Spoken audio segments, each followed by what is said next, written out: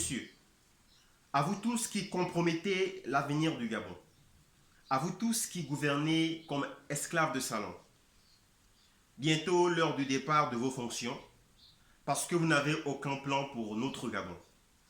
Ce discours s'adresse à toutes les classes politiques, à ceux du passé, à ceux du présent et à ceux qui rêvent le futur d'un Gabon libre et meilleur, à ceux qui se battent pour le peuple national et à ceux qui sont emprisonnés pour un débat national. Aujourd'hui, je me lève avec la force de tout le peuple gabonais. Parce que pendant que vous construisez des palais, la jeunesse gabonaise se perd dans le silence. Une route abandonnée, un diplômé oublié, un hôpital sans médicaments, voilà le résultat de votre fierté. Voici la bêtise de votre irresponsabilité politique. Je le jure, devant Dieu et les hommes, aucun destructeur aujourd'hui de biens publics ne restera impuni lorsque la jeunesse reprendra ce qu'il en est de droit. Gabon 2032, c'est la vision que je prône pour la jeunesse gabonaise. Une vision que je prône avec une main de fer, parce que je crois au peuple gabonais. Peuple fort, peuple courageux et peuple endurant. Gabon 2032, la jeunesse au pouvoir. Aujourd'hui, le Gabon est en guerre. Une guerre entre le passé et le futur, entre les mafieux qui tentent d'incendier notre économie par rapport aux hommes patriotiques dont la vocation reste et restera la défense des intérêts suprêmes de la nation. Oui, nous sommes en guerre. Une guerre contre le favoritisme politique. Une guerre contre les coupures énergétiques. Une guerre contre les mêmes. Oui, une guerre contre les mêmes. Parce que les mêmes sont aux affaires. Mais aujourd'hui, comme disait un Gabonais, tout est à refaire. Mes amis de la diaspora, notre pays est riche, mais l'intelligence de nos dirigeants est pauvre. Et la pauvreté intellectuelle se fait constater. Elle se fait constater dans nos administrations par l'incompétence de nos agents économiques. Elle se fait ressentir dans nos lois au Parlement, au Sénat, dans nos coutumes et traditions. Pourquoi?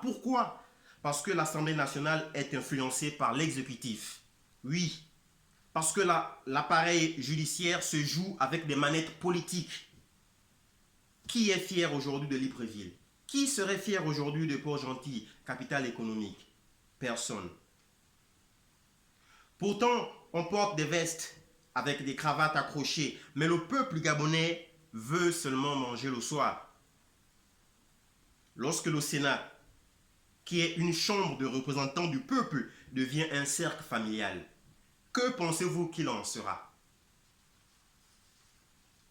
Monsieur le Président, la jeunesse ne sera pas la carcasse d'un pouvoir extrémiste par rapport à l'inaction des besoins primaires que nous exprimons jours et nuits. Monsieur le Président, la jeunesse gabonaise est fière de sa force. Oui, nous sommes fiers et nous reconnaissons nos valeurs. Nous sommes fiers de vous avoir élus, portés à la tête de la magistrature suprême. Oui, la jeunesse gabonaise est fière de cette élection. Et cette jeunesse est prête et se porte vaillante à vous rappeler que nous sommes le socle de votre pouvoir, la base de votre mandat. Et sans la jeunesse, tout aurait échoué. Et sans la jeunesse, je le répète, tout aurait échoué en 2025. Nous vous avons soutenu, soutenez-nous aussi. Nous vous avons aimé, aimez-nous aussi. Nous avons fêté dans les rues votre victoire, offrez à la jeunesse gabonaise des opportunités. Opportunités de travail, opportunités d'insertion sociale, opportunités de formation, opportunités générales. Nous crions à vos portes et linteaux et nous réclamons ce qui est de droit pour la jeunesse gabonaise. Comme disait Ousmane Sonko, on ne peut pas faire du PASTEF sans PASTEF. Et moi je dis aujourd'hui, haut et fort, devant les médias, qu'on ne peut pas faire de l'UDB un parti fort et résistant lorsque la jeunesse se sent exclue. Aujourd'hui, je viens soumettre devant le peuple gabonais et et des personnes qui me regardent actuellement et activement sur YouTube 5 propositions de projets que je pense qui peuvent réduire le chômage activement et participer à un rendement financier plus meilleur dans le contexte actuel politique, démocratique et institutionnel de notre pays. En cela, je vais donc stipuler ici une usine industrielle agroalimentaire. Combien d'usines agroalimentaires avons-nous dans notre pays? Nous pouvons en compter. Et pour celles qui en existent, il n'en est que des fragments et un vieillissement qui se fait constater indélablement. Et ces institutions aujourd'hui ne sont plus des valeurs et ne représentent plus automatiquement et devant les hautes juridictions nationales et internationales, n'ont aucune crédibilité pour notre pays aujourd'hui. Nous avons besoin d'une usine industrielle agroalimentaire digne de ce nom et qui peut parler devant le concert des nations. Nous avons besoin d'une société de laboratoire médical nationale parce que nous avons des scientifiques, parce que nous avons des personnes avec des connaissances laborantines qui peuvent donc créer, fabriquer et travailler dans la recherche scientifique pour l'amélioration sanitaire de nos situations et enfin de mieux agencer ce problème-là de médecine qui se trouve au sein de nos structures sanitaires. Nous avons besoin d'un centre d'éducation civique et démocratique. Centre d'éducation civique et démocratique pour mieux agencer nos lois, pour mieux préparer nos agents qui vont intégrer les secteurs tels que l'Assemblée nationale ou encore le Sénat à mieux comprendre ce que c'est la Constitution, ce que c'est les lois, telles que nous devons les faire, telles que nous devons les voter et dans l'intérêt général, suprême et uniquement des Gabonais. Il faut éduquer ces agents qui rentrent dans la fonction publique. Il faut un centre d'éducation civique et démocratique pour éviter des lésions politiques, pour éviter des lésions économiques et pour éviter de nous retrouver dans les situations de plusieurs mandats, pour éviter de nous retrouver dans les situations d'usurpation d'identité, d'usurpation de titres, pour éviter de nous retrouver dans ce Gabon qui n'avance pas. Il nous faut un centre d'éducation civique et démocratique.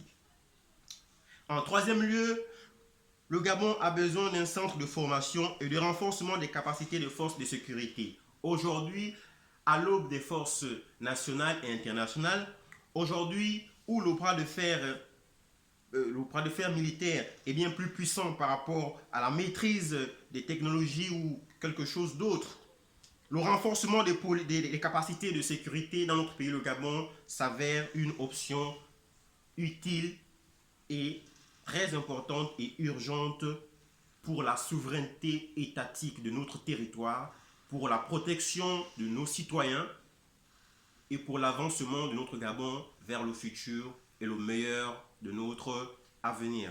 Et enfin, un centre national des arts et métiers culturels. Comme nous avons constaté depuis quelques décennies déjà, notre pays, le Gabon, regorge assez de talents qui ne sont pas soutenus et qui n'ont pas d'expérience et qui sont délaissés à eux-mêmes.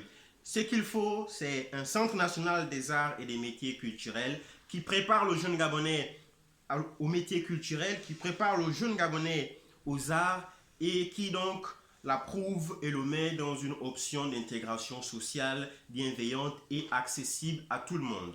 Exact Mungenyi Mungenyi. Merci pour toutes les personnes qui ont pris du temps pour regarder. Laissez un commentaire. Surtout, abonnez-vous massivement parce qu'aujourd'hui, avant de terminer, j'aimerais faire une annonce qui est donc, je pense, qui est cruciale.